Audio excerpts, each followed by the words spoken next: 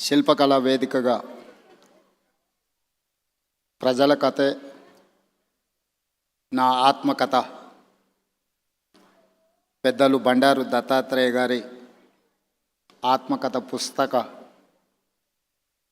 Telugu version ఈరోజు విడుదల చేసే కార్యక్రమంలో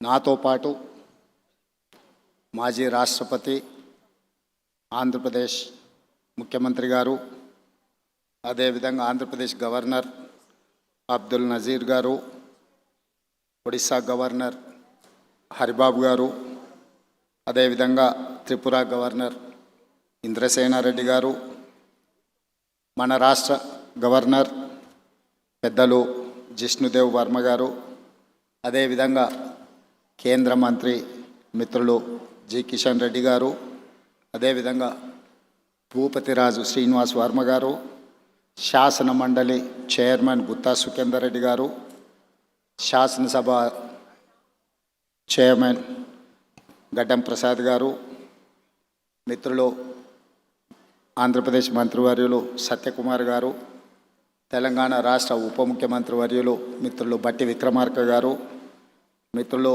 మంత్రివర్యులు పొంగులేటి శ్రీనివాసరెడ్డి గారు, పొన్నం ప్రభాకర్ గారు, పెద్దలు కేశవరావు గారు, వేదిక మీద ఉన్న చాలామంది భారతీయ జనతా పార్టీ నాయకులు, బండారు దత్తాత్రేయ గారి అభిమానులు, కుటుంబ సభ్యులందరికీ కూడా ఈ సందర్భంగా నా శుభాకాంక్షలు తెలియజేస్తున్నా. మిత్రులారా, ప్రజల కథే నా ఆత్మకథ. దత్తాత్రేయ గారు ప్రజలతో ఉన్న అనుబంధాన్ని అత్యంత సామాన్యమైన ప్రజలతో, అది గౌలిగూడ గల్లీ కావచ్చు, లేకపోతే రామ్నగర్ బస్తీ కావచ్చు, వారు మహారాజ్గంజ్ మొట్టమొదటిసారి శాసనసభ్యులుగా పోటీ చేసినప్పటి నుంచి మొదలు పెడితే వారు సికింద్రాబాద్ పార్లమెంట్ సభ్యులుగా, కేంద్ర రైల్వే శాఖ మంత్రిగా, అర్బన్ డెవలప్మెంట్ మినిస్టర్గా, హిమాచల్ ప్రదేశ్ గవర్నర్గా, ఈనాడు హర్యానా అత్యంత కీలకమైన రాష్ట్రానికి గవర్నర్గా, వారు గౌలిగూడ గల్లీ నుంచి హర్యానా గవర్నర్గా సుదీర్ఘమైన ప్రయాణంలో ఎన్నో హోదాలను, రాజకీయంగా ఎన్నో ఒడిదుడుకులను చూశారు. కానీ ఏ రోజు కూడా వారు ప్రజలతో సంబంధాలను కోల్పోలేదు. వారు కేంద్ర మంత్రిగా ఉన్నప్పుడు కూడా ఢిల్లీకు పార్లమెంట్ సందర్భంలో వెళ్ళిన 2-3 రోజుల కంటే ఎక్కువ అక్కడ ఉండేవాడు కాదు. శుక్రవారం వస్తే మళ్ళీ హైదరాబాద్కే వచ్చి చిన్న షాప్ లోకల్ కార్పొరేటర్ కూడా ప్రారంభోత్సవానికి రావడానికి వెనక ముందు చేస్తే పెద్దలు దత్తాత్రేయ గారు వచ్చి చిన్న గల్లీలలో పాండప్ప కూడా పేదవాడు ప్రారంభించుకుంటున్నంటే దత్తాత్రేయ గారు వచ్చి ప్రారంభించేవాళ్ళు. ఇదే నాకు వారితో ఉన్న 40 సంవత్సరాల అనుబంధంలో 40 సంవత్సరాల నుంచి దత్తాత్రేయ గారిని చాలా దగ్గరగా నేను వారిని చూస్తున్నా.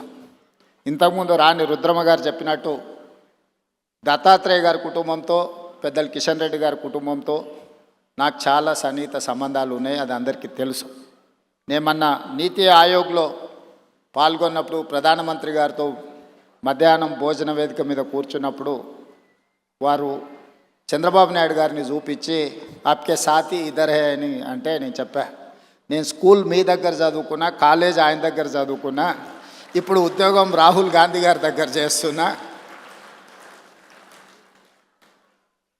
సో నాకు మీ దాంట్లో కూడా అందరితో పరిచయం ఉందని, ముఖ్యంగా ఈ వేదిక మీద ఉన్న ఇంతకుముందు శ్రీనివాస్ వర్మ గారు చెప్పినారు భారతీయ జనతా పార్టీ రాష్ట్ర అధ్యక్షుల గురించి.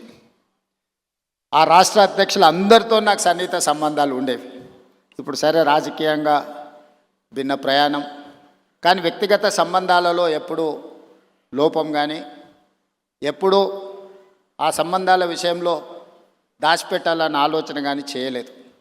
ఎందుకు అంటే వారందరితో నాకున్న ప్రత్యేకమైన అనుబంధం.